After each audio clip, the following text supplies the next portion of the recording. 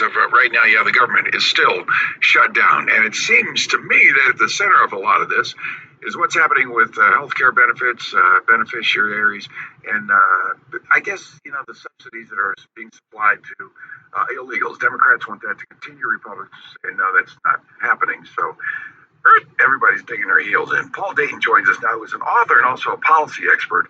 Paul, welcome in. Thanks for being here. Thanks, JT. It's a pleasure to be with you. All right, without getting too weedy, let's pretend we're just talking to a seventh grade class for my benefit. All right, so I understand everything that's going on with this thing here.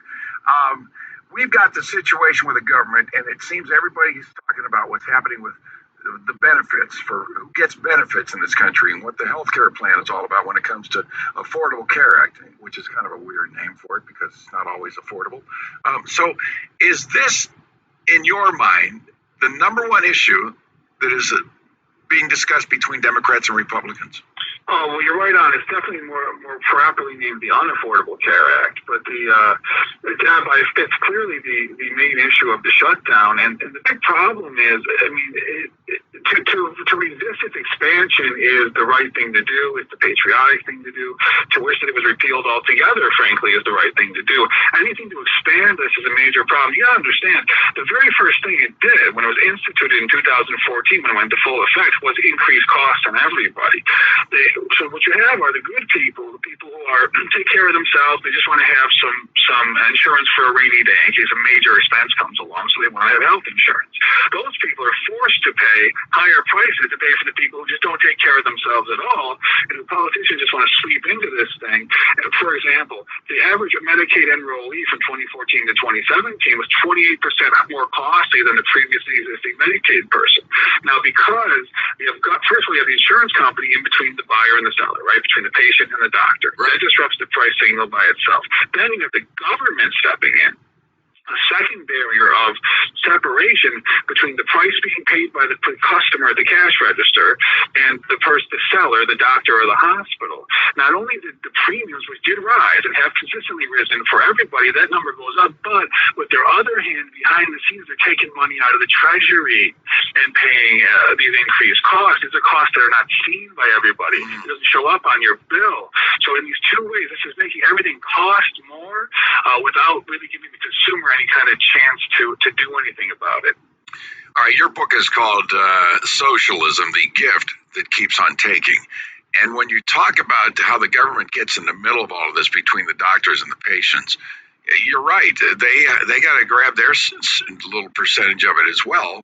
And then they're not always doing what's best for the majority of America. In fact, most likely, a lot of times, it's quite the opposite. So if you were called in, Paul, and by Speaker Mike Johnson and Chuck Schumer, and the three of you were sitting at the table, and they said, "Look, Paul, we are just not going to get this done based on where we both believe we should be with all of this in the healthcare and subsidiaries for people and who pays for what.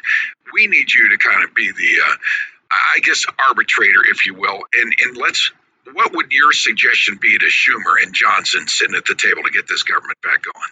Step one, construct a gallows. Step two, send Schumer and all the Democrats right out there and string them up. It's probably the only way you get anything done. The plain fact is, socialized medicine and monopolized medicine all over the world has done nothing but increase cost and increase scarcity, harm the consumer. It's always the same outcome in England, in China, in the USSR, I'm with you. Canada. I mean, it's over and over again. People don't seem to realize this. They point to Canada and say, they got free health care. It's incredibly expensive, so-called free health care. The federal government alone in Canada takes 1/3 of GDP, the national income. So 1 out of every $3 is taken by the Canadian federal government. It's only 1 out of every 4 in the USA. It's too much in both cases. But that's one thing to keep in mind. Another thing, too, is in Canada, the Ponzi scheme, they have a Social Security Ponzi scheme going there, too, just like the USA. But what's happening is because they're much more socialized, and they started to socialize medicine much sooner, in the middle of the 20th century. What they do is they raid their Social Security, the old age pension fund, so that Canadians pay a higher Social Security tax than Americans. Canadians pay 17% total, Americans 15% total. However, when you adjust for the currencies and the exchange rate, Canadians only get an average Social Security check of $1,000 a month, whereas Americans get $1,500 a month. So that Canadians are paying more for Social Security but getting less. And in into getting lousy health care with long wait lines. That's another way that people pay. Right, It doesn't show up on a lot of these dollars and costs. Look, listen, Paul, you and I are on the same page on this. But as far as getting this government back to going again and ending the shutdown, and if this is the biggest issue, where's the compromise for these guys to get her done? And what would you suggest? My suggestion is, and this is why I'm not a good politician, if there's a sword, if I'm putting a sword into your belly and I say I'm going to ram it all the way through you, and someone says, well, why don't you just take it halfway through your stuff? That's not a compromise. That's a surrender. So for me, I wouldn't give any more on this socialized medicine. I say, you guys, you're not even talking about American citizens here. You're talking about people who are illegal invaders in this country. The answer is, I say stand your ground. If you're doing the right thing, you stand your ground. The bad guys should be shaved into just complying. And that's honestly what I would do. If there's no compromise, you got to do the right thing. Well, I'm with you, Paul. I appreciate you this morning. The book is called Socialism, the Gift That Keeps on Taking. Paul Dayton there. Paul, we'll have you back. I appreciate your input this morning. Thank you. Please check out my site, pauldayton.us.